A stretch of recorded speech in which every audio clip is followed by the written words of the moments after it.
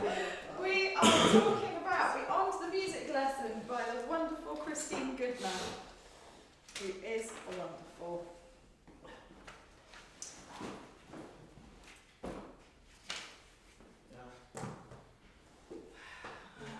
Everything in my bag is wet from this morning. Yay! Yeah. Okay, so initial thoughts, please. We're going to talk about this for 45 minutes, so we have lots of time for people to explore their thoughts. Love it. It's an awesome book, you love it. Yes, absolutely good. I personally feel like this is the book I've been waiting for someone to write for years.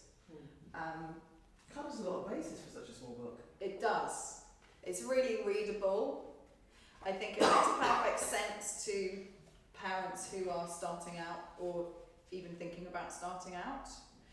It's really well set out as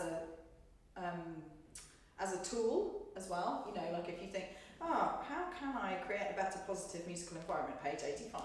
Like, it's not just a kind of rambly, you know. So I think, you know, it's really brilliant. And I don't know if you share this, and I'm aware that I'm putting something contentious on in the first 5 minutes of this video, but there we go. I feel less and less comfortable asking parents to read Nurtured by Love. It's so outdated now, and it's so, like, in the 20 years that I've been teaching, 23 years I've been teaching, I just feel like the circumstances of my Suzuki families have become so far removed from the circumstances of his Suzuki families, and also that the coining of the growth mindset term and concept means that it's a lot easier to explain that to people because it's become so much more mainstream, which is brilliant. But, you know, for me, saying to two working parents or a single parent or, you know, someone who's working two jobs, that here's this amazing book you've got to read, and, you know, it's so clear that, like, it's always the mum doing the practice. They don't do any work at all. The children are so clearly extremely biddable and, you know, obedient compared with our 3.5-year-olds. It also implies to them that we should be starting them at 3.5, and I don't currently teach 3.5-year-olds.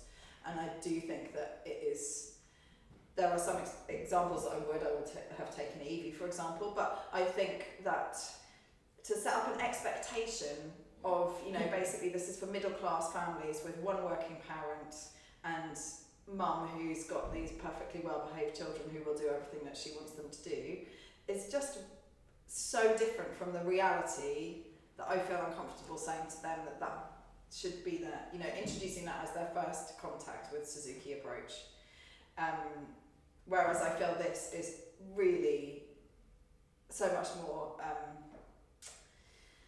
pertinent to what most of my families will actually experience, and also much more useful in terms of concrete ideas that they can cling on to. So I'm not at all saying that you shouldn't ask your families to read Nurtured by Love, and I do ask them to read it, but it's not the first thing I ask them to read anymore. I might ask them to read it during their second year of lessons, for example, and I don't make a huge fuss if they don't. Whereas I know there might be some people who might be watching this right now shouting at the YouTube channel. Sorry guys. There we go. I think with the teachers are all reading Nurtured by Love as like the first year set text. So as long as we're interpreting it in our way, and kind of guided by it, then I think the families are too. So yeah, exactly. And I think that's one of the things that I want to make sure I cover during the book, in the next few weeks. Well, before June, when our exams are, is how we introduce parent education in a kind of drip fashion. Like, what are the things that we're asking them to do, to read, to think about? What are the conversations we're having that are not, this is how you play this piece, or let's work on this piece of review, or let's do this sight reading. Because, you know, that's a really important component to the lessons, but it's really easy to feel like it's not appropriate, or that now's not the time, and then you realise a year later that you haven't had any conversations with the parent about parenthood. So I think that this book is a really great starting point for them. Like, it's the voice of the angel that is Christine. Okay, so let's talk about what are the specific, what is something that comes into your mind when you think about what you've read in here? Specifics not so much. I just thought like a lot of the stuff I sort of kind of knew already. But it was one of those things where you don't necessarily think of everything all at once. Yeah. And it's just like, okay, this is everything, you know, together. Yeah. I mean, I definitely would want my and ask, and I do, obviously it's on the curriculum, but this book does make a lot more sense to, or not more sense, I think this book helps us make sense of Nurtured by Love, but it's very important for us to come from a Nurtured by Love understanding, you know, because we are the voice box for Suzuki approach. I would not want to replace this with that for level 1, but I do think that when you've read Nurtured by Love and then you read this, a lot of things click into place from Nurtured by Love. And like you said, yeah, it's just really comprehensive. Nurtured by Love is not and never will be a guide to becoming a Suzuki parent. It's a, you know, it's a story about Suzuki, and it's designed to, you know, make you excited and think, oh my god, maybe my child could do that, or no, my child could do that. Yeah. But it's not. Here's how it works. Yeah, sets up the intention, which is great. That the big sky, that overall kind of thing's great. But there's all the books that give like realistic day-to-day things that you can do, and advanced warning of problems that will come up. It's also useful having it not come from you, and it's come from somebody else. It's like it's not just me saying this. This is something you're going to find. And I think that's one of the things about my discomfort with parents reading Nurtured by Love at the beginning, is that it does have an underlying assumption. I just don't agree with anyone who says it's not there, that it will just happen. You will make it happen. As a Japanese parent in the 1950s, you know how to make this happen. And I do think that there's a huge cultural shift that's happened between those mums in 1950s Japan and, you know, parents in the 2020s in England. Shifted in my lifetime. And like this is one of the things that most of, you know, the biggest single thing that parents need help with is how you do it all. And Nurtured by Love doesn't help you with that at all. And this really does. So what were the things, Joe, that sort of stuck out in your memory or when you reread it? Just the things about just about being realistic about what you can expect your family to achieve, and actually it's going to be a family effort. It's not going to. I mean, Nurtured by Love says that as well. It's going to be a family. It's going to affect the rest of the family, and you have to factor that in. And maybe she's come up with ideas. She looks at it from that point of view, like it's not just the student. It's not just. It's not just two people the in the mum family, or the dad or the parent. It's the wider family as well. You're going to have to call in resources from everywhere else, and grandparents are going to need to maybe watch a concert at home, which you know, it's great to come up with the idea. I'm going to be really keen to do that. Yeah. They're going to have to want and not lie. And I like that about her approach as well. It's like you don't have to flatter a child's ego. You can find a way to be constructive and find a way to use the things that don't quite go right in a constructive way. Yeah. I like that as well. Very good. Hannah? There are two things. The one is this kind of imperfection in the process. Like she had two kids who did Suzuki, and she didn't, they stopped doing it young, and kind of not letting any feeling of failure kind of overtake. Yeah. Especially when we're working in like such a perfectionist skill process. Industry. Yeah. So I thought, just the kind of mindset of like seeing this bigger. I can't remember what the question was, but it was something like, who is this child becoming picture, rather than kind of.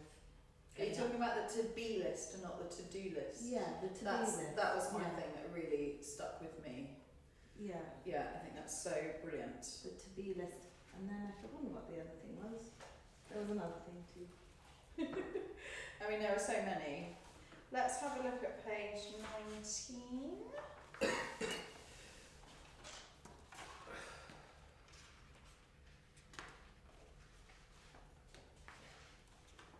There's such an American phrase, but I do really like it. Successful families work together happily. They find joy in the process. They love the experience and progress at a comfortable pace. They figure out how to be good cheerleaders for their children. And that's really it, isn't it? Why is any parent going to do this? To give their child some sort of gift. Like, I've remembered the Yeah. second thing, which is I've only been teaching like 5 years, and I haven't had this overall maybe 14 years kind of cycle with a family, and it's helpful to kind of get the overall skills that the families individuals are getting to become better like what does that tangibly mean. She does write about what the whole process is giving those families to help them become like better, happier humans. Yeah. Yeah, that's it. And I think that is the other thing, you know, especially with the sort of in the wake of like the parts of Me Too that have applied to music, the understandings that people have had about various people who've been very, very high up in Suzuki, particularly as players. Beautiful tone, beautiful heart. Sorry, it just doesn't wash. Like, you can be an amazing player and a rapist. Like, you can't put too fine a point on it. It is a lovely sentiment, but it doesn't actually bear true. And I think what we have to understand from Dr. Suzuki's teaching on that, beautiful sound, beautiful heart, is that you are responsible for creating a student who has a beautiful heart and can play beautifully. Not, if your student plays with a beautiful sound, they will be a good human. Because that is how it's been misunderstood. And I have no idea which one he meant. Maybe he did think that if you can make the most astoundingly beautiful music, how could you possibly be, a flawed human? Like, I can understand that he may have thought that. I don't know. But for me, the way that I take that now is I've got to take care of that human's heart as well as that human sound. And not just look after the sound and then the heart will go with it. Like, those two, that 4-word phrase, beautiful tone, beautiful heart, can mean so many different things. And I think we've got to make sure that we are teaching, the how to be a good human as well as how to make a beautiful sound. Which is obviously backed up in his other things that he says about, noble hearts and etc. So where is this bit about? I thought anyway. Yes. So page 25. Let's just reread that together. Focus on a to-be list rather than a to-do list. Being a Suzuki parent can feel like a big to-do list. Attend lessons, take notes, ask the right questions, attend group classes and recitals, make sure your child has all the materials and equipment they need, listen every day, practice every day. That's quite the list, and most likely your teacher expects you to do it, or most of it, every week. It's an important list, there is no doubt about that. It was this daunting list of tasks that overwhelmed me as a young mum and teacher, and I know it can feel that way to many other parents as well. I would like to suggest that yes, all of this needs to happen, but we can change the way we think of it from a list of to-dos to a list of things to be. I know that when I switched my thinking as a parent from things my children need to do over to whom I want to raise them to be, it radically changed my parenting. As a parent, when I shift the focus away from all the little things I want done just right, it takes a lot of the stress away. Tasks that become habits, like brushing our teeth, are not stressful or hard to fit into our lives because we really want the outcome from it, be people with healthy teeth and gums. It's the end goal that motivates us and makes us do it every day. The same thing is true with music. What is your goal for what you want your child to learn through music? That is the motivator to get the instrument out and practice, to listen to the assigned recordings again today and to attend the class or that recital. Thinking of each part of the process can be overwhelming. I would suggest focusing on your long-term goal and making the little details into habits that are part of your day.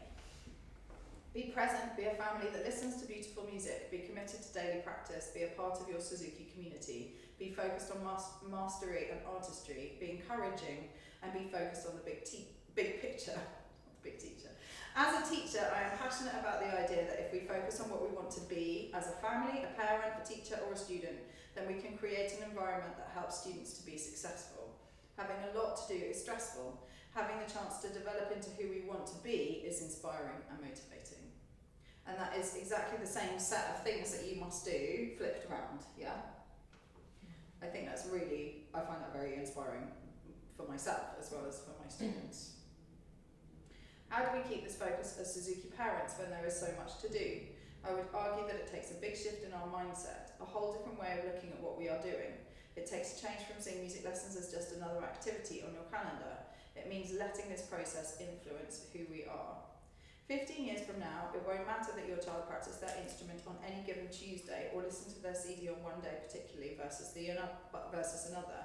But what will matter is the kind of person this process has developed them into. Who are we raising our children to be? Who will they become when they develop discipline, love of learning and confidence? Who will they be if they do hard things even when they don't feel like it? Who will they be if they have parents who are present with them and strive to understand them?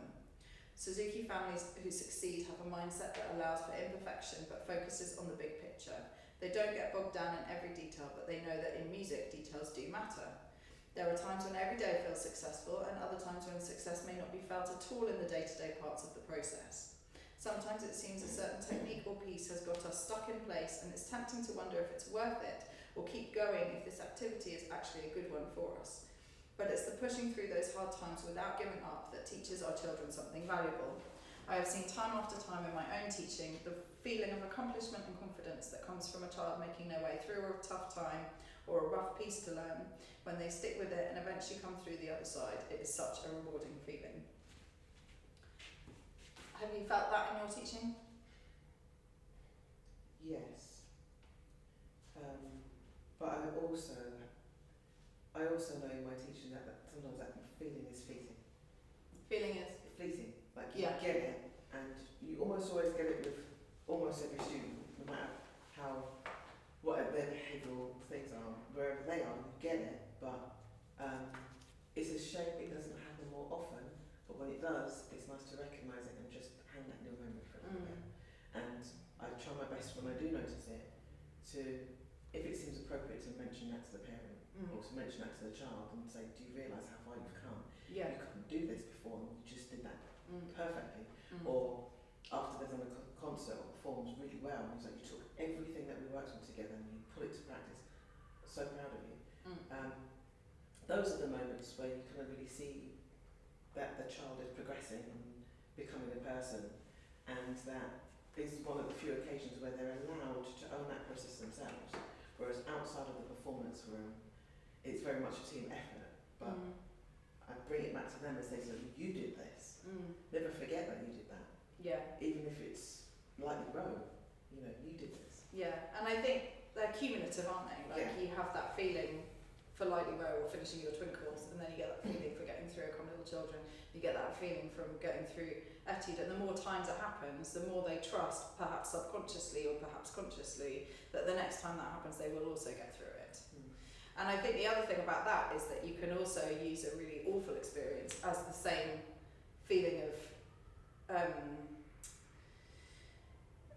how it can build confidence, because 6 months later you can say, do you remember when you were in tears after the concert because you felt like you'd stuffed everything up and you were never going to play it properly and you couldn't do it, and now how's that piece for you to play? It's fine.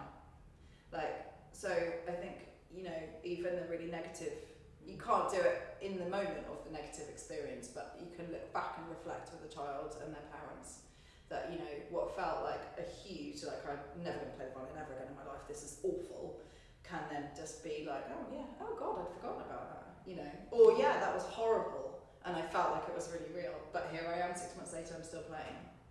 And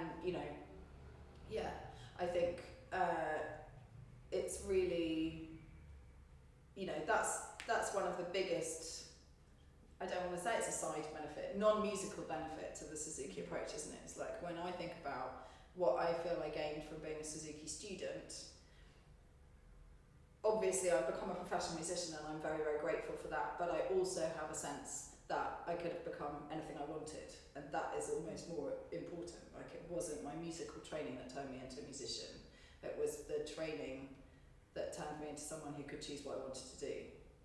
And that's so powerful because, you know, most of the kids won't want to become professional musicians. That's not the point. We don't want them to. There are too many already. I stopped the violin for 6 years, like I really didn't play for 6 years, and then I played different. At what age, sort of? 18 to about 24. You know, I occasionally picked it up and but it's been interesting. And then when I was in a rock band, I was playing through pedals all the time and playing acoustic, trying to come back to acoustic. It was really interesting just seeing how the feelings that you get from being able to play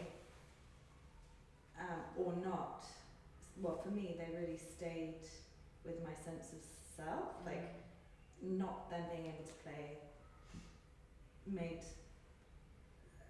a big impact on my feelings of self and confidence and all of that. So I do think it is, even though you are developing those skill sets separately as well, that there is this like line of like self and violin. Yeah. That's what stayed with me anyway. I think people who have a vocation, as in a career that is a kind of calling rather than, you know, I fell into whatever. I think often there is a really complicated relationship between our sense of self and our abilities in that area.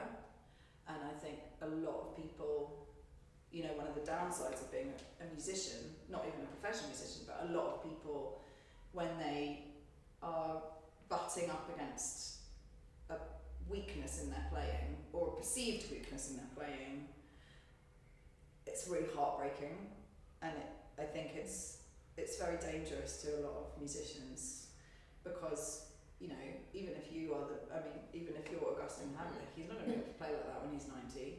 And does that mean that as soon as his body starts letting him down, he is going to become basically terminally depressed? Like, well, maybe it will, you know, but obviously we kind of want to think that we can, you know, have a good emotional life and mental health forever, or for as long as possible.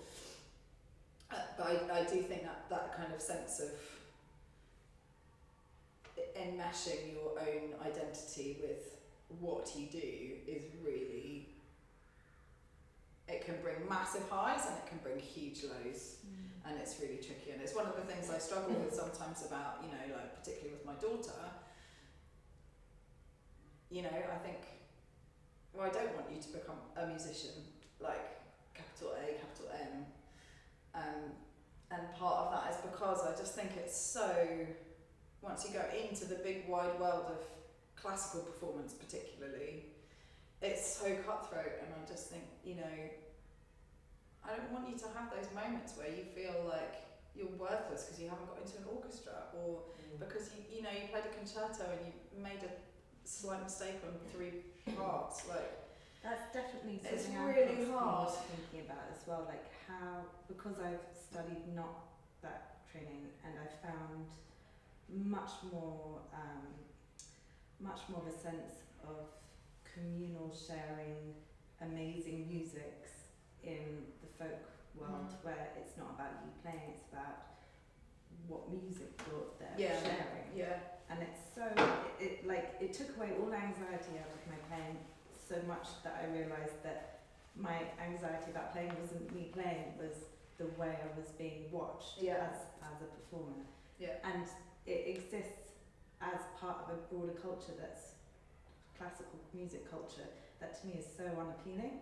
And then teaching children and families, or at the moment knowing that I'm like training further to teach a classical repertoire, feels very at odds with what I actually want to help them understand is available musically. So It's a real dilemma. Yeah.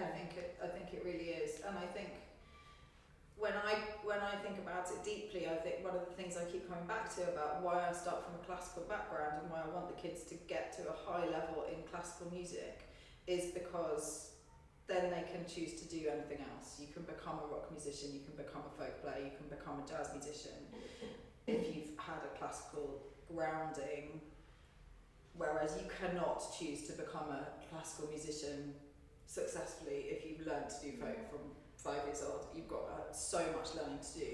It's I agree with that in the skill set realm. Yeah. But in the cultural sense, we know that your listening environment is like the most important thing in terms of developing your musical culture.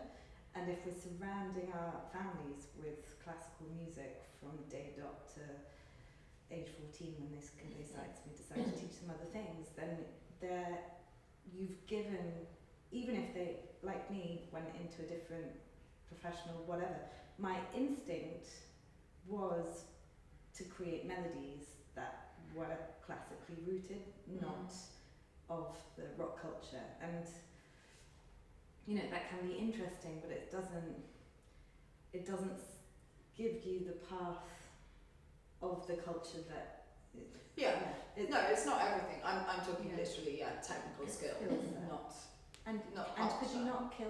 could you not teach all the technical skills with another repertoire?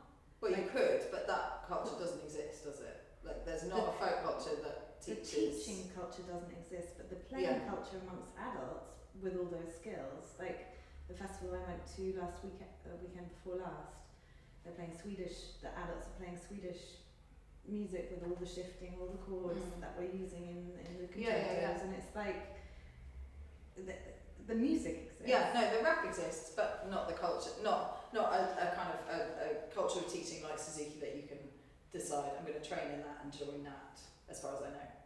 Yeah, but then why don't we create it? Well, you go ahead, babes. I'm a bit tired. I've created this. But there's also the whole, when you talk about how you're being watched and how that affects your anxiety, there's the whole culture of Pop Idol, X Factor, America's Got Talent, Britain's Got Talent, all the rest of that, and people have been trained to watch performers and judge them critically and in the and negatively. pop music world, it's what do you look like first? Yeah, Are absolutely. you young enough, sexy enough, female that you're worthy of being on that stage? Yeah. And that's literally the number one thing. Yeah. Well, like we were talking about with August and Hadley, how many Yeah. people have we seen that don't conform to those standards? But I think also the really important thing for us to recognise as Suzuki teachers is that one of the amazing things about Suzuki culture is that because it is kind of comprehensive, you have the groups, you have the concerts, you have the private lessons. I really hope that all of your students go out and experience collaborating with other musicians as well, but they don't actually have to. Like, we are providing an entire experience for them. That one of my hopes is that over time the classical music world will become more kinder towards people who are not towards each other, because there's going to be there already are hundreds of thousands of kids who grew up in Suzuki practicing the skills of, I really enjoyed this about your performance, even if it wasn't the best performance you've ever heard. Whereas so much of the classical music profession is filled with people whose teachers watched them perform and said, I can't believe that you didn't get that double stop and tune, and that's the first thing, and that's the only thing, and so that shift in basically economies of scale of if we actually in another 50 years time there are going to be so much higher percentage of Suzuki kids becoming professional musicians. But then how much is the classical world feeding back into Suzuki? Because we are creating, the hub is amazing, the Suzuki in London has some really beautiful culture within it, and it does feel different to the bigger classical picture. But then you have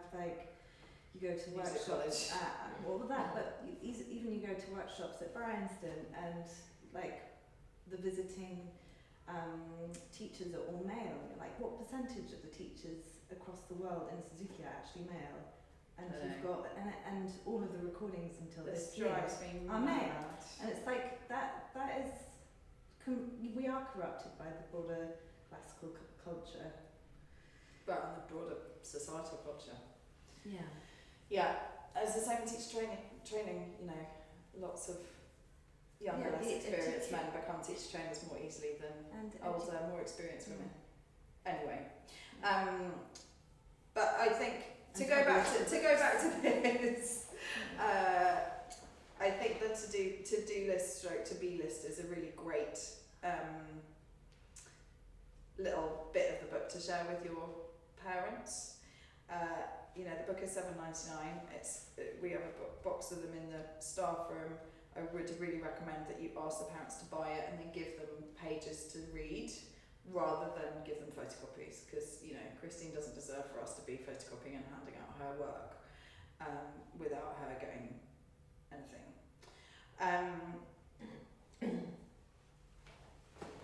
Where are the other bits? Are you stocked with these then? Do you have lots of them here? Yes. So you don't make the parents read the whole thing? No, they can if they want to. I always recommend it when I have a new parent, or, you know, like I recommend it on the parent education course that I run for new parents for Suzuki Hub, so any instrument. But I think one of the things that we'll talk about when we talk about parent ed is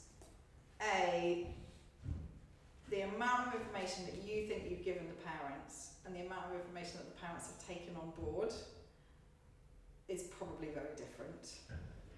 Much like, you know, it's wonderful that you all want to do all of the teaching points all together, because that means you get them twice once you've done a higher level. And, you know, it certainly doesn't feel to me when we talk about book 2 that you're like, oh yeah, I know all of this. It's like, oh yeah, you know, you always get a second level and a deeper understanding. And so even if they read the whole book when they're first starting out, if you give them 6 pages to reread a year later, they might remember the concept, but there'll be more to take from it. So I would, you know, in an ideal world, they would read the whole thing and then extra bits, much like you've already read it, and then rereading it, I hope, felt that you got different things from it. Yeah, I think owning it is really helpful. Let's have a look at Create a Positive Musical Environment, page 85.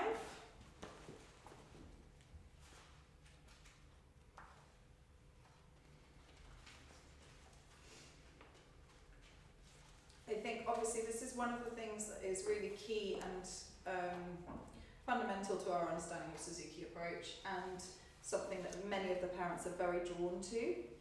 But I also think it's something that is quite easily misunderstood, and I think we need to be careful not to let the parents think that a positive environment means no one will ever be criticised, or that any kind of mistake or bad behaviour or anything like that will just be ignored. That's not a positive musical environment in my mind. So just have a scan through and see what you would like to bring up.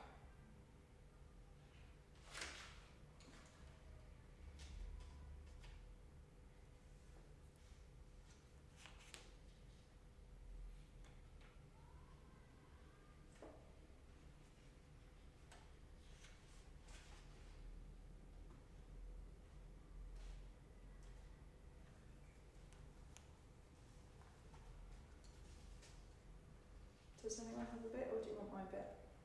I've got a bit, which is the parent is the practice environment.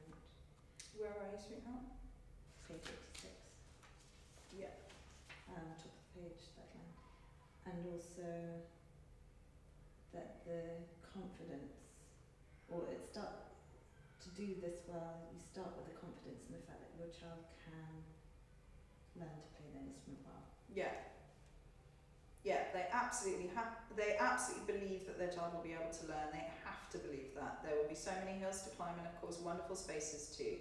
Take ownership of the fact that your child can. If you believe that they can, it will happen. And that is the encapsulation of the growth mindset, isn't it? Like, we have to make sure that we have parents, not find parents who already believe that their child can learn, but that by the time they've been learning with you for however many lessons you think it may happen in, that you have convinced them that there is no difference between their child in the beginner group scraping away on the E string and, you know, the average kid in the book 4 to 6 group who might be 14 playing Vivaldi A minor. You know, I mean, within a Suzuki context, being 14 playing Vivaldi A minor can look pretty slow, but if you zoom out into the regular world, this is an immense achievement to play that concerto well by then. Anytime, when you're 35, when you're 70, you know.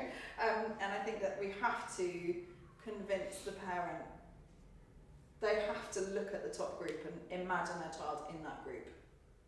They must be able to see that that's not an audition process, that they have to be convinced, and that's why big concerts are so important, right? Part of why big concerts are so important, and why I think also when you're starting out and you have a very small studio, if you are working by yourself, it's really hard to make that same point, because, you know, I stand up at the Suzuki Hub concerts now and I can say we've been going for 11 years. The only difference between the kids who are about to play Bach double concerto to you and the children in the first book group, are that they're older and they haven't quit. That's it. Like, not every one of them has practiced every day and listened every day. Not every one of them found it easy. Not every one of the top group did anything specifically. They just all didn't quit. And, you know, yeah, if you don't practice very much, your child will be one of the bigger ones, probably. Or if your child finds it hard, they'll be one of the bigger ones. Or, you know, if your child finds it easy and you make them practice every single day and you listen every single day and you've got an amenable child doing what they're told, they'll be a tiny tot playing Vivaldi when they're 10. But, you know, I think you've got to believe that your child can get there, and you've got to believe as teachers that every one of your students can get there.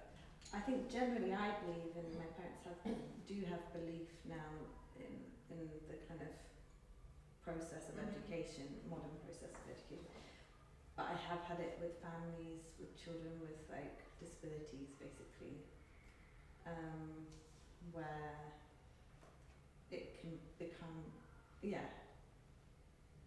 they question whether it's actually possible. Yeah. And I think that's the area that I feel like I need to personally understand better, is like the how to help that individual child learn with those obstacles, because obviously they're still speaking, they can still learn music, but you have to find different routes, and I think that's the... And you know, I wouldn't feel confident to say give me any child, they will be able to play Vivaldi A minor by the time they're 18. Yeah. But it would be the vast majority, even ones with quite severe disabilities, mental or physical. But you know, I think, there should really be a whole training course for people who want to work with, you know, neurodiverse or physically differently abled children, shouldn't there? Because the kind of standard thing is like, well, you just do the same thing but at a different pace, and I think that's only helpful to a certain point. This week I've got a kid who's dyslexic. It's my first that I know of, kid that the parents are almost certain that they're dyslexic because they're just in a test, but it's not official. And I have no idea. Like, I don't know anything about how to help that. So it's like a whole another job of learning how to teach. But only probably in their sight reading skills. I've taught a lot of dyslexic. It's this as well. But that's dyspraxic. That's It's both dyspraxic. then. Yeah, maybe it's both. Yeah. You're lucky you got told. Sometimes you don't get told because they're finding Well, don't think to tell been you. teaching them for So you 3.5 may or may not be years. struggling and you ask, can I ask me? Yeah. Is there something going on? But I think also, while it's nice to have an open conversation about it, I think we've all taught kids who've got various special needs that we have identified and we haven't been told. Like, you know, like the classic is going to teach in a workshop and you know, the parent at the end of day one will say to you, oh, by the way, you know, Jonathan's autistic, and you're like, it's fine, yeah, I knew. As soon as you walked in the room, like, you know, and it's not because you got a piece of paper from the director, although obviously I hope you would have, but you know, it's like, there are loads of things that it's a kind of courtesy that you haven't been told. It's a bit annoying that they haven't told you, especially if they've got a statement, because it would make your life easier, because then you can prepare rather than just respond to what you're faced with. But most teachers have the skills to respond to what you're faced with and, you know, work out what that child needs in terms of help. But I do think dyslexia and the sight reading is a whole different thing and quite interesting. I don't know that there's necessarily a link between oral memory and dyslexia. I think it's being as strong. Yes, at the moment the memory is definitely not working and we're only in book 1, so Are they listening every day? I am reminding them to do that frequently, so I hope so.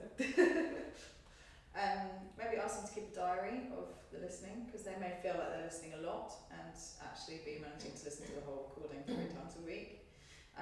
Also get them to sing along with it, because quite a lot of, you know, I don't know how much it's connected to dyslexia, but if you think about if you're in a world where a lot of stuff happens at a pace that you are uncomfortable with, then you get very good at removing yourself from a situation that's going to make you feel bad.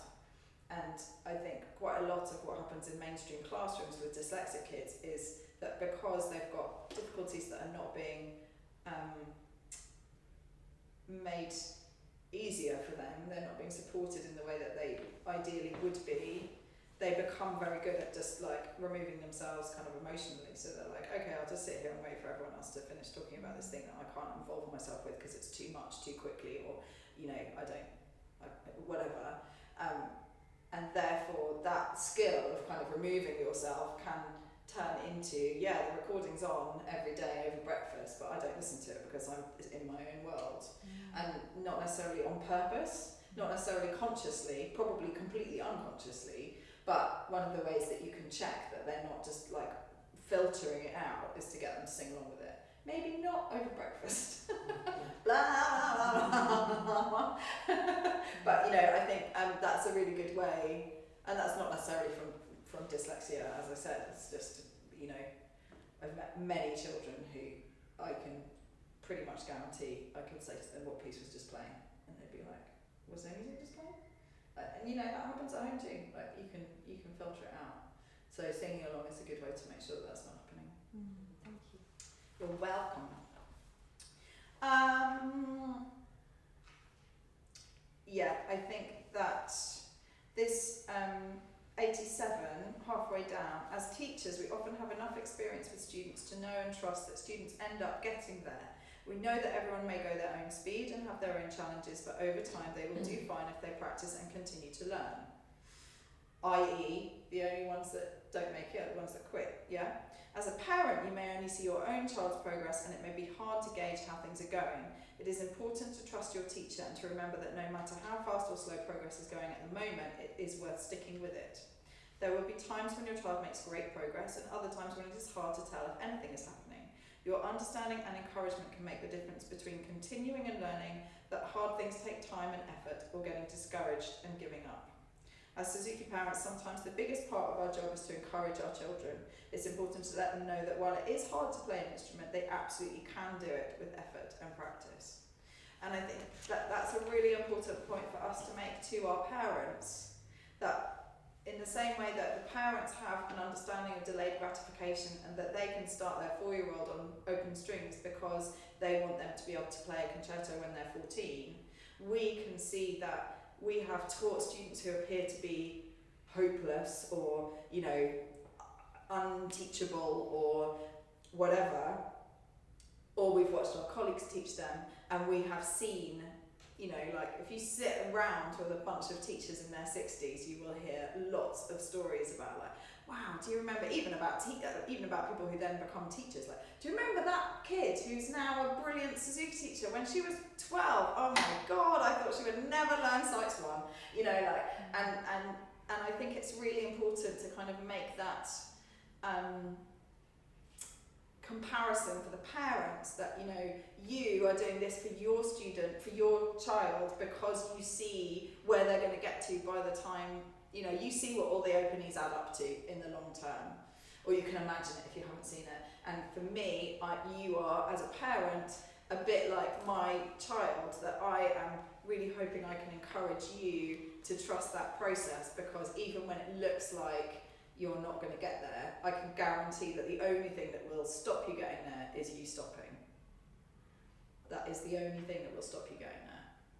And they often, if they're really, you know, especially if they've got a child, for example, who is 8 on lightly row, and all the kids that they're learning in group with are 4 and 5, you know, it can feel very genuine to feel like, no, but this child is not going to do that. And of course that child may not do it, but the reason that they won't do it is because they're going to quit. So if you can stop them quitting, you know, yeah, they might be the 14-year-old who's in playing Bach Bourrée with the 10-year-olds, but they're still playing Bach Bourrée. You know, like Olivia, I'm sure wouldn't mind me saying, Marcia's daughter, started very late. Marcia, you know, was working here, but she was pretty, I think, unsure about the whole process. It's obviously a huge commitment. It's not what her kind of family culture has been. She's a single parent, blah, blah, blah. You know, so she started when she was 8. So now she's 17 and she's in book 5. By some standards, that's like, well, you know, I would expect my 12-year-olds to be in book 5. But it doesn't matter, because she can play Vivaldi G minor violin concerto. It brings her great pleasure to play it. You know, she's done grade 7, got merit, which is like a distinction in the Guildhall things. The distinction is like the top 10% or the top 15%. It's very much harsher marking scheme than ABRS. Anyway, you know, the point is she plays beautifully and she now has a choice whether she wants to become a musician or not. And that's, you know, in an ideal world, what do you want for your students? You want them to play at a level where they can choose how far to go with it, whether they want to go to music college, whether they want to stop playing, you know, that it's their choice, and you want them to get pleasure from it. Like, you know, from the actual playing part, what more could you ask for? Like a load of, obviously connected, but other things. So I think that it is really important. One of the things I say to my parents, and I try to remember to say it to everyone rather than just the children's parents who are going slowly, but one of the things I often talk about is, you know, my dad plays in an orchestra. He's 84, he still plays in an orchestra. He's still practicing sonatas with his 90-year-old piano friend. It's so sweet. He didn't start the violin until he was 14. You do not know. I think it's really crucial for parents to understand how many professional musicians there are out there, let alone all the really good amateurs who haven't picked it up until they're like 12 or 13. And if you fall in love with the instrument when you're a teenager, you can catch up from someone who's felt meh about it since they were 4. In the folk world, they pick it up any age. Yeah. And you just literally, you never know. You cannot look at your book 3 group or your book 1 group and tell me who the stars are going to be when they're, you know, 12 to 18. You just can't. Like, it's really, obviously sometimes those kids arrive and you're like, oh wow, you don't want to put the violin down, you're going to be a star. But you cannot say, out of the kids who are not stars at the beginning, you cannot tell which ones might become them.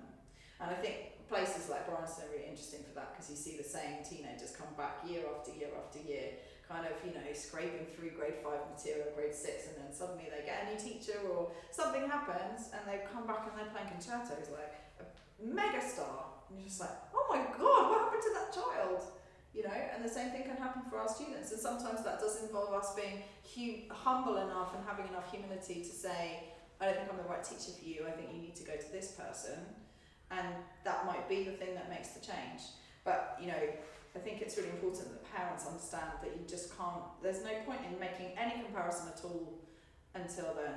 Well, it's not helpful to make a comparison at all, I would say, ever, but, you know, until they're like 13, let's say, you just don't know what's going to happen. You cannot look at your child and say, this is how far they're going to get. And we cannot do that for our students. So I think that's a helpful comparison to make about, you know, why you're doing it for them and why they're doing it for the child. I like the bit you mentioned about being realistic about what you can accomplish at practice. What page you on?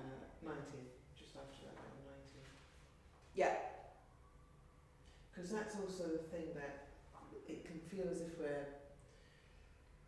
maybe from the parents' point of view perhaps, and perhaps from the child as well, we're just putting a lot on each practice session, and they go away and say, yep, come back, did you do it? No. Or did you do it? Yep, some of the days, or whatever. Yeah. But the idea that you can do a little bit of everything, but I think this way of communicating that actually if you don't manage to do that, you need to say something, like this is too much.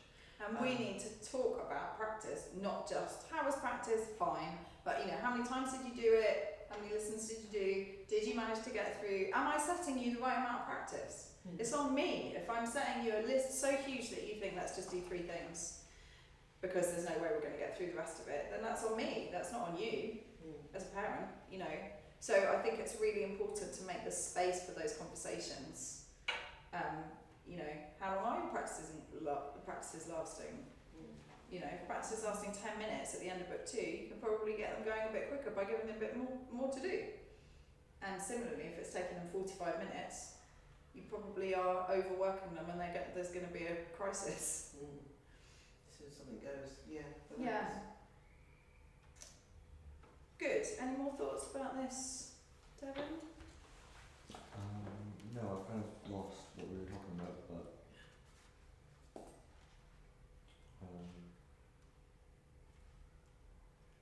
that's okay. I mean, it's impossible to have one conversation about the whole book, because there's so much.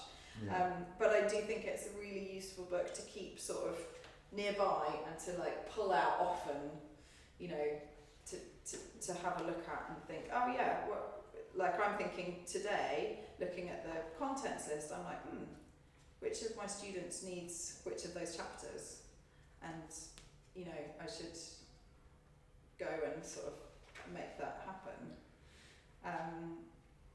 And use your group lessons. Those of you who are teaching group lessons, talk to the parents, say to the children, right, I want you to, give them a piece of music to look at just from the box. Like, how many semiquavers can you count on this page, work in pairs, and that will give you 3 minutes of time where they're quiet, and you can say to the parents, I've been reading this really great book and I just want to read you 2 chapters, not 2 paragraphs about it, okay, then the kids, how many semiquavers did you find? It doesn't even matter if it's not correct, and then off you go and you start playing again. But talking to the parents in group is such a lost opportunity for so many teachers.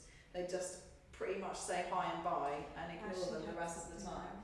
Last Wednesday, I came out of the class and 2 of the parents from the kids in the class were sitting out here just having a chat, and I was like, and then I called them up and I was like, it would have been nice to have had you in the class, and they said they hadn't seen each other in a couple of years or something.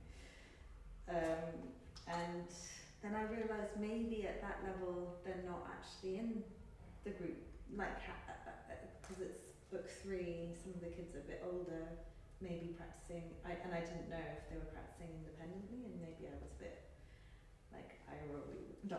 but maybe I told the parents off when I shouldn't have. But also I think if we are given a message like that, maybe it is just that they haven't seen each other for years and they're always in the other times.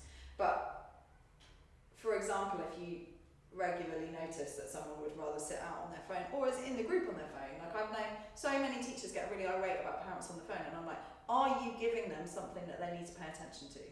If you are not communicating anything to the parents, why exactly shouldn't they be on their phone? If you're playing through Judas Maccabeus and they know how Judas Maccabeus goes, and you're not saying, parents, what I'd really like you to try and do this week with this piece is see if you can get the D string to ring so that you can see it when your child plays it. You're just working with the students. Then I don't think it's really reasonable for us to expect them, because that's just, it's lip service, isn't it? If they sit there looking like they're taking it in, but actually it's not for them, then that's just kind of fake, false manners. It's what's the point?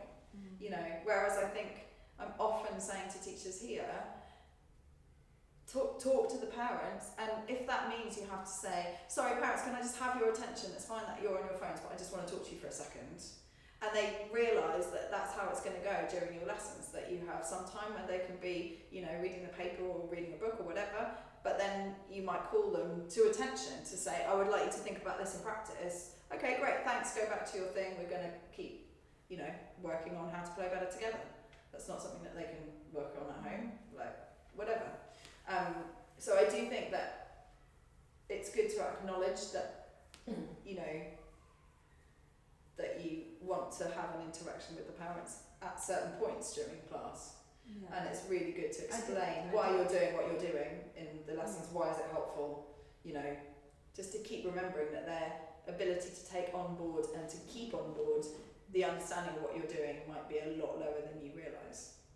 Why is review helpful? You ask 100 parents why review is helpful, most of them will tell you so they don't forget their old pieces. Is that why review is helpful? No. It is part of why it's helpful, but, you know, it needs to be said again and again and again, all these things that we take for granted because it's kind of obvious to us. Alright, lunchtime. Let's see what 2:30. Sorry it's a bit late. Okay. That was an interesting conversation there, thank you all. Oh, we don't look too after.